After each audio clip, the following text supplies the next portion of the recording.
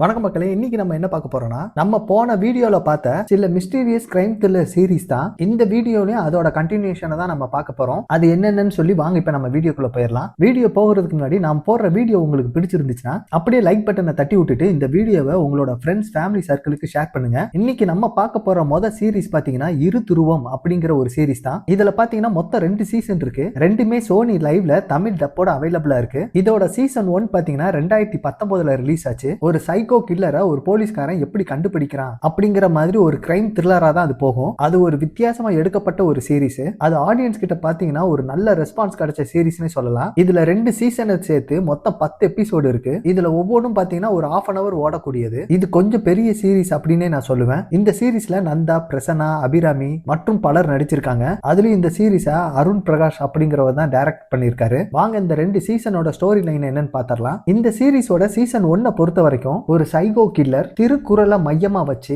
ஏகப்பட்ட நபர்களை அதோட கருத்துக்களை வச்சு கொலை பண்ணிக்கிட்டே இருக்கிறான். அந்த கொலையை கண்டுபிடிக்கிற போலீஸ்காரரா வர்றவர் தான் நந்தா. நந்தா அந்த கேஸை எப்படி எடுத்து ஹேண்டில் பண்றாரு, கடைசியா அந்த கொலைகாரனை எப்படி கண்டுபிடிச்சு கொலை பண்றாரு அப்படிங்கிற மாதிரி தான் சீசன் 1 கதை போகும். அப்படியே பேரலா அபிராமி, நந்தாவோட மனைவி, இந்த சீரிஸோட ஸ்டார்டிங்லயே காணாம போயிருப்பாங்க. சோ அவங்களுக்கு என்ன ஆச்சு அப்படிங்கிற மாதிரி சில கேள்வி எல்லாம் இருக்கும். அந்த மாதிரியான ஒரு ஃபைனல் டச்சா தான் அதை முடிச்சிருப்பாங்க. அதை தொடர்ந்து அப்படியே சீசன் 2ல பாத்தீங்கன்னா அந்த சைக்கோ கொலைகாரன் கேஸ் இருக்குது இல்லைங்களா, அதுல இன்வால்வ் ஆன போலீஸ்காரங்க எல்லாருமே லைனா இங்க ஒருத்தன் கொலை பண்ணி போட்டு தள்ளி போய்கிட்டே இருக்கான். அப்படி இவங்க எல்லாத்தையும் போட்டு தள்ளுற குற்றவாளி யாரு அப்படின்னு பிரசன்னா அப்படிங்கிற மாதிரி ஒரு விஷயம் கிரியேட் ஆகுது. இன்ஃபேக்ட் பிரசன்னாவே பாத்தீங்கன்னா அதுக்கு தகுந்த மாதிரி க்ளூஸை கொடுத்துக்கிட்டே இருப்பாரு. சோ எதுக்காக பிரசன்னா இதெல்லாம் பண்றாரு, சோ பிரசன்னாவுக்கும் அந்த கொலைகாரனுக்கும் என்ன சம்பந்தம் அப்படிங்கிற மாதிரி ஏகப்பட்ட விஷயங்களை சொல்லக்கூடிய சீரிஸ் தான் இது. இந்த சீசன் 2வோட பாசிட்டிவா பட வேண்டிய விஷயங்கள்லாம் என்னன்னு பாத்தீங்கன்னா, இதுல முக்கியமான பாசிட்டிவா பாக்குறது இதோட ஸ்டோரி தாங்க. வழக்கமா கிரைம் த்ரில்லர் சீரிஸ்ல என்ன பண்ணுவாங்க, குற்றவாளி யாரு அப்படிங்கறத ஃபைனல் எபிசோட் இல்ல அதுக்கு முந்தின எபிசோட்ல தான் ரிவீல் பண்ணுவாங்க. இந்த சீரிஸ்ல அப்படி எதுவுமே பண்ணிருக்க மாட்டாங்க. ஸ்ட்ரைட்டா ஃபர்ஸ்ட் 2-3 எபிசோட்லயுமே ரிவீல் பண்ணிடுவாங்க. அப்புறம் இந்த கதை எப்படி நகரும் அப்படின்னா, அந்த குற்றவாளி தான் அதை பண்ணிருக்கான் அப்படிங்கிற எவிடன்ஸை கேதர் பண்றது அப்படிங்கிறது ஒண்ணு இருக்குது இல்லைங்களா. சோ அதை நோக்கி தான் இந்த கதை களமே நகரும். உண்மையிலே கிரைம் ஸ்டோரியை பொறுத்த வரைக்கும் தான் அந்த எவிடன்ஸ் ரொம்ப ரொம்ப முக்கியம். அந்த விஷயத்துல தான் இவங்களோட டீடைலிங் ரொம்ப சூப்பரா காட்டியிருப்பாங்க. அதே மாதிரி சீசன் 1 and 2 கம்பேர் பண்ணும்போது சீசன் 2 பாத்தீங்கன்னா பயங்கர என்ஹான்ஸ்டு வெர்ஷனா தான் படுது. இன் டர்ம்ஸ் ஆஃப் மேக்கிங்கும் சரி, இன் டர்ம்ஸ் ஆஃப் காஸ்டிங்கும் சரி, செம்ம பிரம்மாண்டமா இருந்துச்சுன்னே சொல்லலாம். அதுலயும் குறிப்பா பிரசன்னாவை இதுல சூஸ் பண்ணது உண்மையிலேயே பாராட்டக்கூடிய விஷயமே சொல்லலாம். ஏன்னா ஒரு வில்லனை எவ்வளவு ஸ்ட்ராங்கா அமைக்கிறோமோ அதுக்கு தகுந்த மாதிரி எப்பயுமே அந்த கதை ஸ்ட்ராங் ஆயிரும். அதைத்தான் இதுல பண்ணிருப்பாங்க. எஸ்பெஷலி அந்த கேட் அண்ட் மவுஸ் கேம் பாத்தீங்கன்னா இதுல ரொம்ப இன்டென்ஸா மாறும். அதை இவங்க சூப்பரா பண்ணிருக்காங்கன்னே சொல்லலாம். இதுல பிரசன்னாவை பொறுத்த வரைக்கும் பாத்தீங்கன்னா 2 டிஃபரெண்டான கேரக்டர்ஸை ஹேண்டில் பண்ண மாதிரி இருக்கும். ஒன்னு பாத்தீங்கன்னா சோஷியல் மீடியா இன்ஃப்ளூயன்சரா வெளி உலகத்துக்கு காட்டுற மாதிரி இருக்கும். இன்னொன்னு பாத்தீங்கன்னா பேக் எண்ட்ல ஒரு மைண்ட் கேமை செட் பண்ணி பயங்கரமா கொலை பண்ற மாதிரி ஒரு கேரக்டரை காட்டியிருப்பாங்க. உண்மையிலேயே அந்த 2 கேரக்டரையும் சூப்பராகவே பண்ணியிருப்பாரு. அதுலயும் நந்தாவோட பெர்ஃபார்மன்ஸ் எல்லாம் பாத்தீங்கன்னா ரொம்ப ரொம்ப நீட்டாவே இருந்தது. ரொம்ப எலகண்டா சீசன் 1 and 2ல ரொம்ப பிரசன்ட் பண்ணியிருப்பாரு. அதே மாதிரி இந்த சீசன் 2ல இந்த சோஷியல் மீடியா இன்ஃப்ளூயன்சர்ஸ்னால இருக்கக்கூடிய டேஞ்சரை ரொம்ப ஆணித்தனமா சொல்லியிருப்பாங்க. இன்ஃபேக்ட் ஏகப்பட்ட பேர் இந்த சோஷியல் மீடியா இன்ஃப்ளூயன்சர்ஸ் நம்பி அவங்க சொல்றதுதான் உண்மை அப்படிங்கறது மாதிரி ஏகப்பட்ட பேர் ஃபாலோ பண்ற மாதிரி இருக்காங்க. சோ அதுக்கு அகைன்ஸ்டா ஒரு விழிப்புணர்வு சம்பந்தப்பட்ட ஒரு சீசனா தான் இது அமைஞ்சது. அதுலயும் குறிப்பா இதோட கிளைமேக்ஸ் பாத்தீங்கன்னா ரொம்ப சூப்பராகவே இருக்கும். அது மட்டும் இல்லாம சீசன் 3க்கான லீடும் கொடுத்திருப்பாங்க. சோ ஓவராலா பார்க்கும்போது இது ஒரு நல்ல சீரிஸ் தான். கண்டிப்பா பார்த்துட்டு உங்களோட கருத்தை நம்ம கமெண்ட் செக்ஷன்ல சொல்லுங்க. இப்ப பார்க்க போறது பாத்தீங்கன்னா ஜியோ ஹாட்ஸ்டார்ல வந்திருக்கக்கூடிய ஒரு கிரைம் த்ரில்லர் சீரிஸை தான் இப்ப நம்ம பார்க்க போறோம். அது என்னன்னா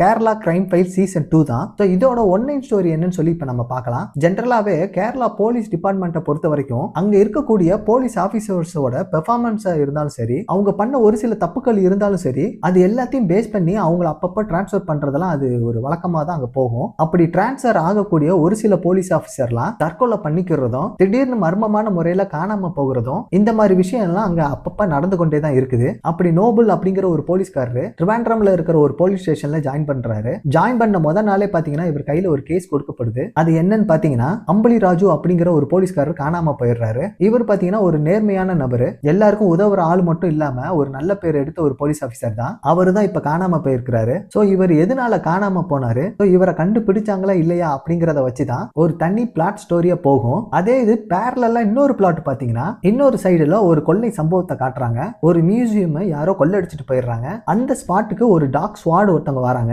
அதுல வந்த ஒரு நாய் பாத்தீங்கன்னா பயங்கர வியர்டா நடந்துக்கிடுது. இன்ஃபேக்ட் ஒரு ஷார்ப்பான ஆப்ஜெக்ட்ல வாயை வச்சு கடிக்குது. அதோட அந்த சீனை அப்படியே அங்க கட் பண்றாங்க. இந்த ரெண்டு பிளாட்டையும் வச்சு அந்த போலீஸ்காரருக்கு என்ன ஆச்சு, இவங்க எந்த மாதிரியான கிரைம்ல இன்வால்வ் ஆயிருந்தாங்க, அவங்களை எப்படி இவங்க ட்ராக் பண்றாங்க, அதே மாதிரி ஸ்டார்டிங்ல ஒரு விஷயம் காட்டுறாங்க இல்லைங்களா, அந்த கொள்ளை சம்பவம் நடந்த அந்த ஸ்பாட், அதுக்கும் இதுக்கும் ஏதாவது சம்பந்தம் இருக்கா அப்படிங்கிற மாதிரி நிறைய விஷயங்களை சொல்லக்கூடிய சீரிஸ் தான் இது. எனக்கு இந்த சீரிஸ்ல பிடிச்ச விஷயங்கள்லாம் பாத்தீங்கன்னா இதோட கனெக்ஷன் பாயிண்ட் தான். இதுல பெரிய கிரைம் அப்படிங்கிற மாதிரி சில விஷயங்களை காட்டுவாங்க. அதாவது அந்த கொள்ளை சம்பவம் இருக்கட்டும், அதே மாதிரி போலீஸ் ஆபீசர்ஸ் எல்லாம் ஏன் கிரிமினல் கூட அசோசியேட் ஆயிருக்காங்க, அதையெல்லாம் பெருசா போக்கஸ் பண்ணாம அதுல இருந்து நம்ம கேஸுக்கு என்ன தேவையோ அதையெல்லாம் ரொம்ப நீட்டா எடுத்து லிங்க் பண்ண விதம் ரொம்ப சூப்பராகவே இருந்துச்சு. அதுலயும் பர்டிகுலரா பாத்தீங்கன்னா எபிசோட் 4th and 5th ஒரு நாய் சீக்வன்ஸ் எல்லாம் இருக்கும். ஸோ அதெல்லாம் பாத்தீங்கன்னா பயங்கர சூப்பராகவே இருந்தது. அதெல்லாம் பாத்தீங்கன்னா ரொம்ப பிரமாதமான ரைட்டிங்கா இருக்கும். அதுலயும் இந்த சீசன்ல அந்த நாய்கள் தான் இந்த இன்வெஸ்டிகேஷனையே டிரைவ் பண்ணுச்சுன்னே சொல்லலாம். அவ்வளவு சூப்பரா எடுத்திருப்பாங்க. அதுலயும் அவங்க இதுல காட்டப்பட்ட க்ளூஸ், அந்த க்ளூஸை வச்சு இவங்க எப்படி டிரைவ் பண்ணாங்க அதெல்லாம் பாக்குறதுக்கு செம்ம சூப்பராகவே இருக்கும். ஸோ இது ஹைலி ரெக்கமெண்டட் ஒரு மஸ்ட் வாட்ச் த்ரில்லர் சீரிஸ் தான் இது. நீங்க கண்டிப்பா பார்த்துட்டு உங்களோட கருத்தை நம்ம கமெண்ட் செக்ஷன்ல சொல்லுங்க. இப்ப பார்க்க போறது பாத்தீங்கன்னா தமிழ் டப்பிங்ல ஜியோ ஹாட்ஸ்டார்ல இப்ப வந்திருக்கிற ஒரு வெப் சீரிஸ் தான் criminal justice a family matter. இந்த வெப் சீரிஸோட ஒன்லைன் ஸ்டோரி என்னன்னு பாத்தீங்கன்னா, இது பாத்தீங்கன்னா ஒரு கோர்ட் டிராமா சீரிஸா ரிலீஸ் ஆயிருக்குது. இதுல மொத்தமா பாத்தீங்கன்னா 8 எபிசோட் இருக்குது. இந்த சீரிஸ்ல நம்ம பங்கஜ் திருப்பதி தான் பாத்தீங்கன்னா ஒரு லீடு கேரக்டர்ல நடிச்சிருக்காரு. இந்த சீரிஸோட ஒன்லைன் ஸ்டோரி என்னன்னு பாத்தீங்கன்னா, ஒரு சிட்டில பாத்தீங்கன்னா ஒரு ஃபேமஸான டாக்டர் ஒருத்தர் இருக்கிறாரு. அவருக்கு பாத்தீங்கன்னா ஒரு கேர்ள் ஃப்ரெண்ட் இருக்கிறாங்க. அவங்க பாத்தீங்கன்னா சிட்டில ஒரு நர்ஸா வேலை பார்க்கறாங்க. நம்ம டாக்டருக்கு பாத்தீங்கன்னா ஆல்ரெடி மேரிட் ஆகி ஒரு ஒய்ஃபோ ஒரு டாக்டரும் ஒருத்தங்க இருக்கிறாங்க. ஒரு நாள் டாக்டரோட பொண்ணுக்கு பர்த்டே பார்ட்டிலாம் முடிச்சிட்டு பார்க்கும்போது டாக்டரோட கேர்ள் ஃப்ரெண்ட் பாத்தீங்கன்னா இறந்து கிடக்குறாங்க.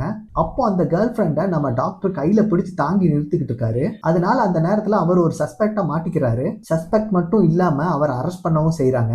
இந்த மாதிரியான சிச்சுவேஷன்ல பாத்தீங்கன்னா ஒரு கேஸுக்காக ஒரு மிகப்பெரிய லாயர் ஒருத்தர் இந்த களத்துக்குள்ள இறங்குறாரு. அதுக்கப்புறம் இந்த சீரிஸ்ல எந்த மாதிரியான சம்பவங்கள்லாம் நடக்குது, இந்த கொலையை பண்ணது யாரு, உண்மையிலே இந்த கொலையை டாக்டர் தான் பண்ணாரா இல்ல வேற யாராவது பண்ணாங்களா, அதுல மறைஞ்சிருக்கிற உண்மைகள்லாம் என்ன, கடைசியில என்னதான் ஆச்சு அப்படிங்கறதா இந்த வெப் சீரிஸோட மொத்த கதையே. இப்போதைக்கு இதுல ஒரு 3 எபிசோடு தான் ரிலீஸ் பண்ணியிருக்காங்க. இந்த 3 எபிசோடும் சும்மா நீட்டா பிரசன்ட் பண்ணியிருக்காங்க.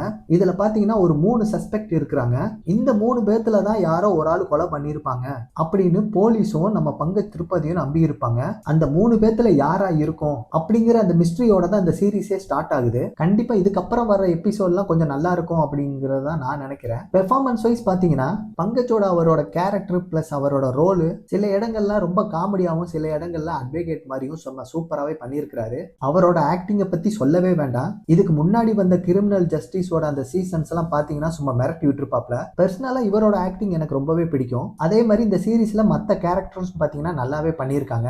போக போக தான் இனிமே வரக்கூடிய எபிசோட்ஸ் எல்லாம் பாத்தீங்கன்னா எப்படி அமையுதுன்னு சொல்லி நம்ம வெயிட் பண்ணி தான் பார்க்கணும். இப்போதைக்கு இந்த 3 எபிசோட் பாத்தீங்கன்னா பாக்குறதுக்கு நல்லாவே இருக்கு. கண்டிப்பா நீங்களும் இந்த வீக்கெண்ட் ட்ரை பண்ணி பாருங்க. பார்த்துட்டு உங்களோட கருத்தை நம்ம கமெண்ட் செக்ஷன்ல சொல்லுங்க. இப்ப பார்க்க போறது பாத்தீங்கன்னா இப்ப ஜியோ ஹாட்ஸ்டார்ல ஸ்ட்ரீம் ஆகிட்டு இருக்கிற ஒரு ஹிந்தி வெப் சீரிஸ் தான் குல் த லெகசி ஆஃப் த ரைசிங்ஸ். இது பாத்தீங்கன்னா மல்டிபிள் லாங்குவேஜ்ல அவைலபிளா இருக்கு. இதுல மொத்தமா 8 எபிசோடு இருக்கு. ஒவ்வொரு எபிசோட்ஸும் ஆவரேஜா 30 to 40 மினிட்ஸ் டியூரேஷன். ஒரு மீடியம் சைஸ் சீரிஸ்னே சொல்லலாம். இந்த சீரிஸோட ஸ்டோரி பிளாட் பாத்தீங்கன்னா ஒரு ராஜ குடும்பத்துல நடக்கக்கூடிய ஒரு கொலை, அந்த கொலையை சுத்தி நடக்கக்கூடிய ஒரு பாலிடிக்ஸ் கலந்த ஒரு தீமா அது போய்கிட்டு இருக்கும். அந்த ராஜாவுக்கு பாத்தீங்கன்னா மொத்தமா 3 பிள்ளைங்க.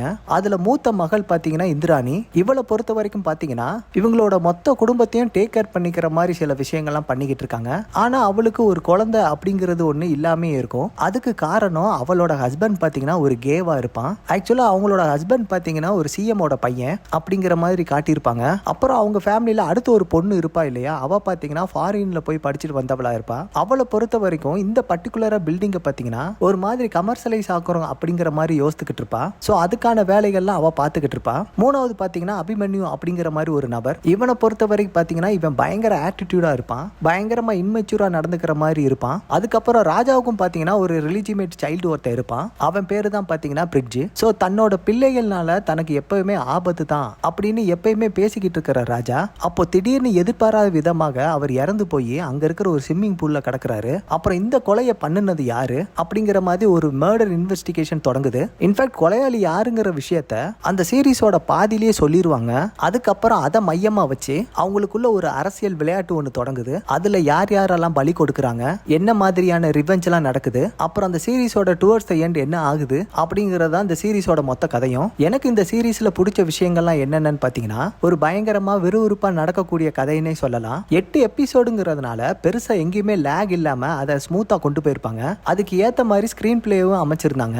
அதுலயும் முதல்ல வர்ற அந்த 4 எபிசோடும் பாத்தீங்கன்னா அது ஒரு மர்டர் மிஸ்ட்ரி த்ரில்லரா போகும். யார் அந்த ராஜாவை கொலை பண்ணி இருந்திருப்பாங்க, அவங்களுக்கான பர்பஸ் என்ன அப்படிங்கிற மாதிரி கொண்டு போயிருப்பாங்க.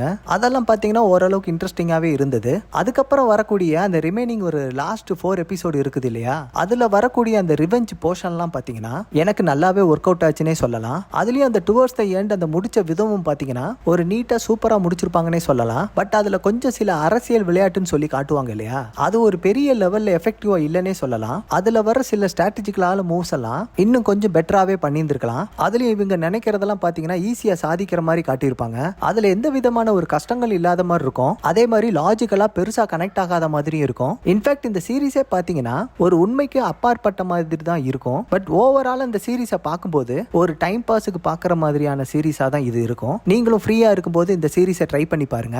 இந்த சீரீஸ் இப்போ ஜியோ ஹாட்ஸ்டார்ல ஸ்ட்ரீம் ஆகிட்டு இருக்குது. அடுத்து நம்ம பார்க்க போற படம் இப்ப சோனி லைவ்ல தமிழ் டப்போட அவைலபிளா இருக்கிற சீரீஸ் தான் black white and grey love kills அப்படிங்கிற ஒரு ஹிந்தி வெப் சீரிஸை தான் நம்ம இன்னைக்கு பார்க்க போறோம். மொத்தமா பாத்தீங்களா இதுல 6 எபிசோடு தான். ஒன்னு பாத்தீங்கன்னா மேக்ஸிமம் 40 to 50 மினிட் டியூரேஷன். ஒரு சின்ன சைஸ் சீரீஸ்னே சொல்லலாம். இந்த சீரீஸ் பாத்தீங்கன்னா ஆக்சுவலா ஒரு சூடோ டாக்குமெண்ட்ரிங்க அப்படிங்கிற மாதிரி ஸ்டைல்ல தான் இந்த படத்தையே பிரசன்ட் பண்ணிருப்பாங்க.